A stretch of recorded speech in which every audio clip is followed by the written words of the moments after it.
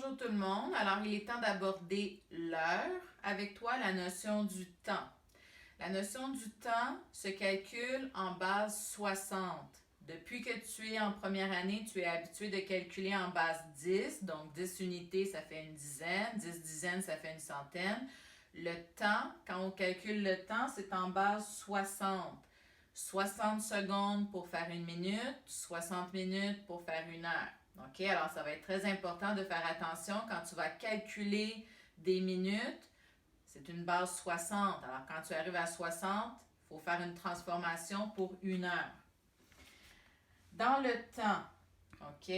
Alors, dans l'horloge, il y a toujours une petite aiguille qui indique les heures, une grande aiguille qui indique les minutes.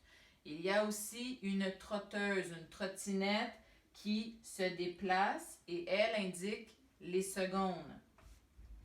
Très important, le cadran, il est séparé en 12. Les chiffres autour du cadran sont pour répartir les minutes. Pour certaines horloges, on va aussi te l'indiquer parce que chaque indication ici, c'est des bonds de 5. Alors, le 1 correspond à 5 minutes, le 2 à 10 minutes, etc.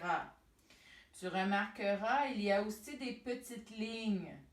Ça, c'est pour indiquer la différence des minutes. Alors, le 4 veut dire 20 minutes, le 5 veut dire 25 minutes, mais si jamais ma grande aiguille, elle est entre les deux, 20, 21, 22. Tu dois calculer le nombre de petites lignes qui se situent entre tes deux points de repère.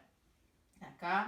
Quand tu vas faire les exercices dans ton tam-tam, tu dois être très précis et très clair. On doit voir la différence entre la petite aiguille et la grande aiguille. Si tes aiguilles se ressemblent trop et qu'on n'est pas capable de le voir, malheureusement, ça sera une erreur. Alors, fais attention à tes dessins. Bon travail!